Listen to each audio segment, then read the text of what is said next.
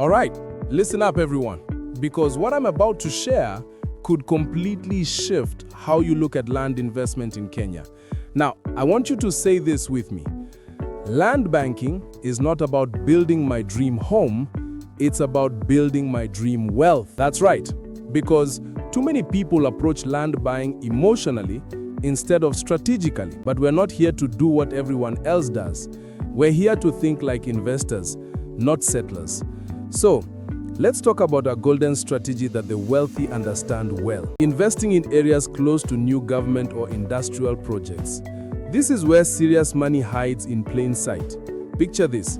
You buy land near a massive project, a free trade zone, a new port, an industrial park, or even a government road expansion. You don't need to build anything immediately. Just position yourself, hold your land, and let time and development work for you. If you position yourself right, you can multiply your investment several times over without laying a single brick. Let's take a real example.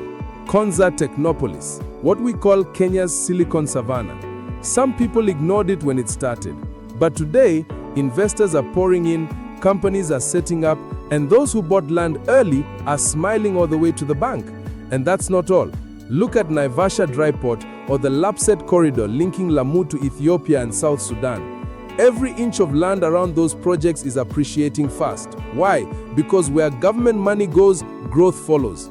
Now, someone might ask, but what about the traffic, the congestion, the noise in those industrial areas? Let me tell you something. You're not buying that land to live there. You're buying it because other people will need to. You're not the target resident. You're the future supplier. Your buyers will be businesses, workers, investors, and developers who will gladly pay you a premium to own a piece near opportunity. So never confuse investment property with residential property. You're buying for growth, not comfort. Let me ask you a question. If the government announced a new airport today in your county, what's the first thing you'd do? Exactly. You'd rush to check the land nearby. Why? Because airports are magnets for growth. Hotels, logistics, warehouses, homes, all come rushing in. That's the same mindset you should have about any new project. Always follow development before development follows you. Universities and economic hubs, fertile grounds for investment. Let's talk about another gold mine. Areas near universities and economic hubs. How many of you know Juja? Yes, home to JKUAT. Think about how busy that place is.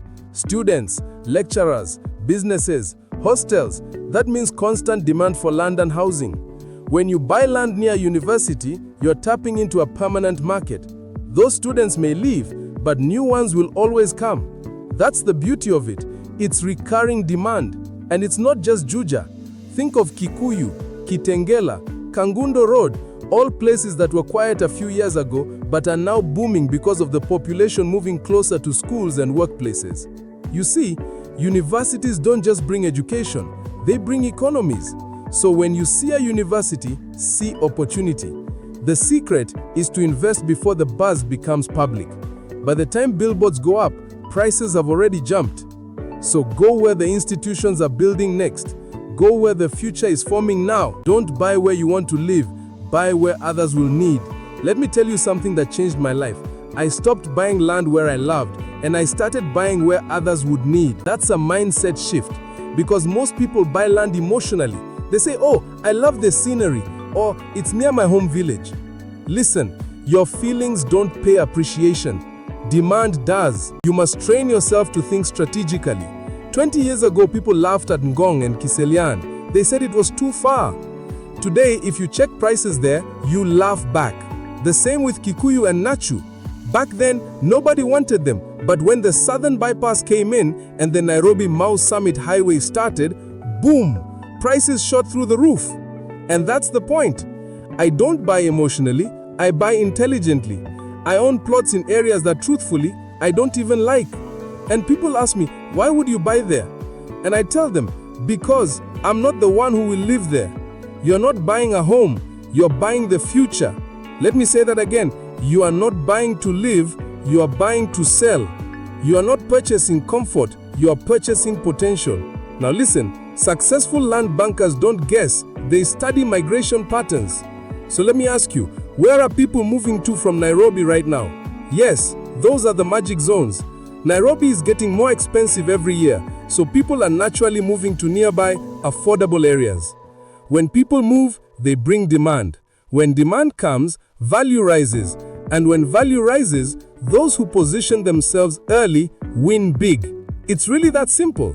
So follow the people, follow the roads, follow the infrastructure. Don't chase trends, study trends. The wisdom of profit-driven investments. Now let me emphasize something. Land banking is not about love, it's about logic. When you are buying, detach your emotions. Think like an investor, not a dreamer. It's not about where you want to stay, it's about where the market will explode next. Write this down. Land banking is about people, population, and potential. That's your golden triangle. You buy where people are going, where infrastructure is growing, and where value will follow naturally.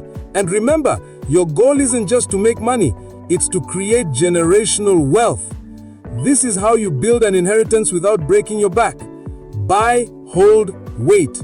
Let time and population do the heavy lifting. Invest near airports and major connectors. Let me drop a gem here. Land near airports is pure gold. I'll give you a real-life example.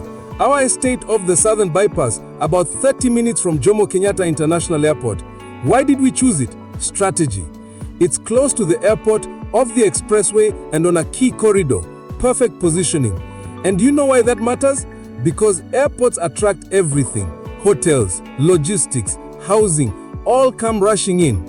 And here's a little historical reminder. In the 1960s and 70s, Kitengela and Kikuyu were just bushlands. Nobody wanted them. But when infrastructure came, everything changed. Those who saw the opportunity early, today they are millionaires. Some never lived there, but their children are now reaping the rewards of their parents' foresight. That's what we call generational strategy. Avoid land banking in your rural home. Now, I'm going to say something that might sting a little, but it's the truth. Don't waste your money doing land banking in your rural home. That's not an investment, that's emotion disguised as wisdom. Someone once asked me, when are you investing back home? I said, invest in what? What's happening there? You see, I love my village, but love doesn't create profit. Until there's real development there, I'd rather invest in Nairobi, Mombasa, or Nakuru. I'll build in my village one day, but only after I've built wealth somewhere that appreciates. Remember, two broke people can't help each other. Build wealth first, then return to build legacy. Yes, land in Narok or Machokas might be rising, but not like Juja or Kangundo Road. Go where the money multiplies. The misguided emotional investment. Many people get trapped in emotional investing. They spend millions building mansions in the village, beautiful homes that stay empty most of the year. I call them beautiful liabilities. The walls may shine, but the investment dies. Why not use that same 200 million to develop a small estate in Kitengela or Kikuyu? The profits could fund 10 mansions later. It's not that building a beautiful home is wrong, it's just premature. Build wealth before you build showpieces. Don't show off too early. Build so much that when you do decide to build that house in the village, it's from a place of abundance, not debt. I always say, make so much money that even if witches target your business, they'll fail miserably. There's a proverb that says, don't provoke the thief when your hands are empty. My version is, don't build a monument when your foundation is weak. Build wealth before returning to the village. So, here's the principle. Build wealth before returning to the village. Focus on high return zones first. Nairobi outskirts, Juja, Kikuyu, Kangundo Road. These are the corridors of profit. Once you've made it, go back home and build something beautiful. Give back to your community, sponsor projects, but do it from strength. Don't let emotion rob you of strategy. Because let's be real, land in the village might not appreciate for decades, while urban land doubles or triples every few years. So don't confuse sentiment with strategy. Focus on wealth creation first. The wise investor's mindset. And that brings me to my final point. The mindset of a wise investor.